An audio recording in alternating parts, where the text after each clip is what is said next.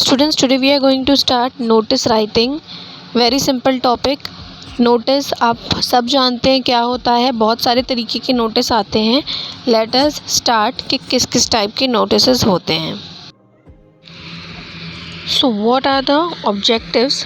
हम क्यों लिखते हैं नोटिस? जब हमें किसी को कोई चीज़ की अपील करना होती है, to make appeals, to make some important announcement. अगर हमें कोई इम्पॉर्टेंट अनाउंसमेंट करनी है उस वक्त हम नोटिस लिखते हैं.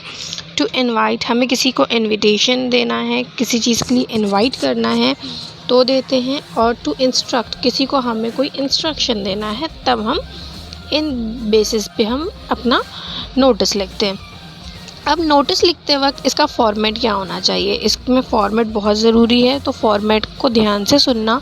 उसके बाद जब आप एक बार कोई चीज़ सुनकर देख लेते हो तो फिर आप वो चीज़ भूलते नहीं हो. तो जो मैं आपको पॉइंट्स बता रही हूँ आप उस चीज़ को ध्यान में रख कर ही अपना वर्क आगे कंप्लीट करना. So the first point is a notice should be written inside a box. Notice हमेशा एक बॉक्स बनाकर, यानी कि बॉक्स कैसे बनाओगे आपको अपने पेज में 4 साइड बॉर्डर बनाना है. ठीक है, जो भी आप नोटिस लिखोगे उसको आपको बॉक्स के अंदर ही लिखना है.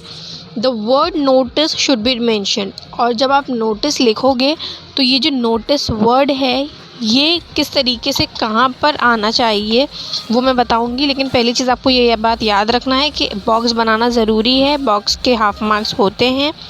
नोटिस लिखना ज़रूरी है, मेंशन करना ज़रूरी है. The issuing date of the notice should be written clearly on the top left hand side. Date of the deadline और the last date should also be clearly mentioned in the notice. अब depend करता है कि notice किस चीज़ के लिए लिख रहे हो ना आप, तो उसमें आपको जिस दिन आपने वो नोटिस इशू किया है उसकी डेट और जो लास्ट डेट है, जो भी चीज़ की आप डेडलाइन या लास्ट डेट दे रहे हो वो लिखना आपको बहुत ज़रूरी है. What is fourth point?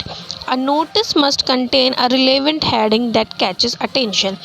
Short form में वो देखा होगा आप लोगों ने, पुलिस स्टेशन के पास, पुलिस स्टेशन के बाहर अक्सर वांटेड करके लिखा होता है.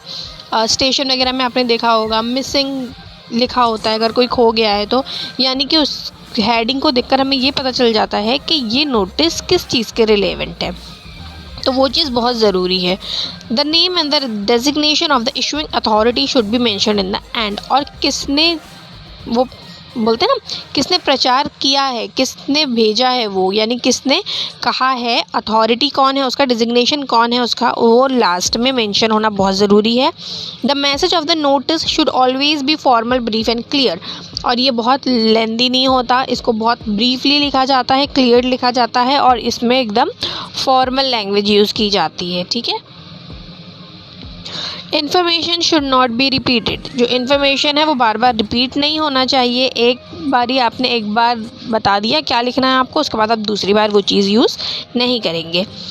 Bullets and stars can be used to make certain points clear and precious, यानी प्रिसाइज. अगर आपको कोई चीज़ क्लियर करना है तो आप उस जगह पर बुलेट और स्टार्स का यूज़ कर सकते हो. ठीक है. So now let me show you that what is the correct format of writing the notice. So this is the format of notice. Name of the school और ऑर्गेनाइजेशन. ठीक है, यहाँ पे कुछ भी हो सकता है या बिल्कुल चेंज हो सकता है. जिस जगह पर अगर कोई एरिया वाइज किसी ने लिखा है तो उस कॉलोनी, जैसे होता है ना कि कॉलोनी वगैरह में भी एक नोटिस निकाला जाता है जो आप लोगों ने देखा होगा नीचे बोर्ड में अक्सर लिखा होता है, तो वहाँ पर किसका एड्रेस आ जाता है, उस एरिया का ही नोटिस आ जाता है ना, नाम आ जाता है. उसके जस्ट नीचे आप क्या लिखोगे, notice. It should be in capital letters always. आप इसे स्मॉल में नहीं लिखोगे, फर्स्ट लेटर कैपिटल, आगे के small, no not at all. आपको पूरा का पूरा नोटिस कैपिटल लेटर्स में ही लिखना है. मेक श्योर आप यहाँ गलती तो बिल्कुल नहीं करोगे. उसके बाद आप कॉर्नर में डेट लिखोगे लेफ्ट हैंड साइड. देन बीच में आप हेडिंग डालोगे. हेडिंग क्या है, आप किस बारे में लिख रहे हो वो. ठीक है, जिससे लोग अगर पूरा ना भी पढ़े तो नहीं पता चल जाए कि हाँ वहाँ पर इस चीज़ का नोटिस आया हुआ था या उस चीज़ का मैंने नोटिस देखा था. उसके बाद उसके ही नीचे कंटेंट होगा. कंटेंट ज़्यादा बड़ा नहीं होगा, छोटा सा कंटेंट होगा जिसमें पूरी की पूरी बात क्लियर हो जाती है. उसके नीचे signature of issuing authority, signature होगा जिसने भी वो चीज़ इशू की है. नेम होगा उसका जिसने भी किया है, और third thing designation of the issuing authority, उनका डेजिग्नेशन क्या है, पोस्ट क्या है उनकी, ठीक है। So this is the format. अब हम एक प्रैक्टिस सेट कर लेते हैं जिससे आपको पूरा क्लियर हो जाएगा। See the question, you are mister Amit Saxena, secretary of Galaxy Apartment, Mayur Vihar. कौन हो आप? अमित सक्सेना हो आप, सेक्रेटरी हो आप कहाँ के? गैलेक्सी अपार्टमेंट कहाँ पर है ये? मयूर विहार में, ठीक है। Draft a notice informing the resident of your society that there will be power cut for 4 hours on 14 September 2018 due to installation of new transformer. New transformer लगना है, उस वजह से आपके यहाँ पर आपकी कॉलोनी में 4 घंटे लाइट नहीं रहने वाली है। तो आपको यही चीज़ बताने के लिए एक नोटिस ड्राफ्ट करके वहाँ पर स्टिक करना है। तो देखो किस तरीके से होगा वो। सबसे पहले क्या लिखा है, एड्रेस दिया है गैलेक्सी अपार्टमेंट मयूर विहार, ठीक है। उसके नीचे नोटिस कैपिटल लेटर्स में है, उसके नीचे आप डेट डालोगे जो भी डेट है, और सीधी सीधी सी क्या लिख दिया, पावर कट। अगर कोई नोटिस पे ध्यान नहीं भी दे रहा है, ध्यान देगा तो ओ माय गॉड ये क्या होने वाला है, लाइट जाने वाली है। सो उसके बाद अब जो बीच का कंटेंट होगा वो कंटेंट देखिए। All the residents are hereby informed that there will be a power cut for 4 hours on 14th September from 8 AM to 12 noon due to the installation of a new transformer।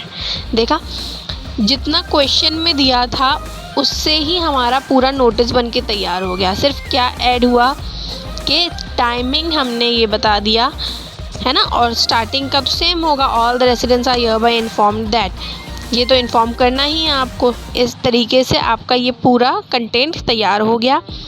और उसके बाद नीचे क्या लिख दिया, inconvenience is regretted, हमें पछतावा है, आपको परेशानी हो रही इस वजह से।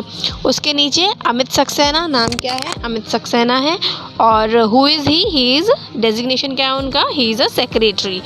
तो इस तरीके से आपका नोटिस पूरा तैयार हो गया। तो राइटिंग नोटिस भी आज हमारा हो गया, और भी काफ़ी पॉइंट्स मैं करवा चुकी हूँ, टॉपिक करवा दिए मैंने।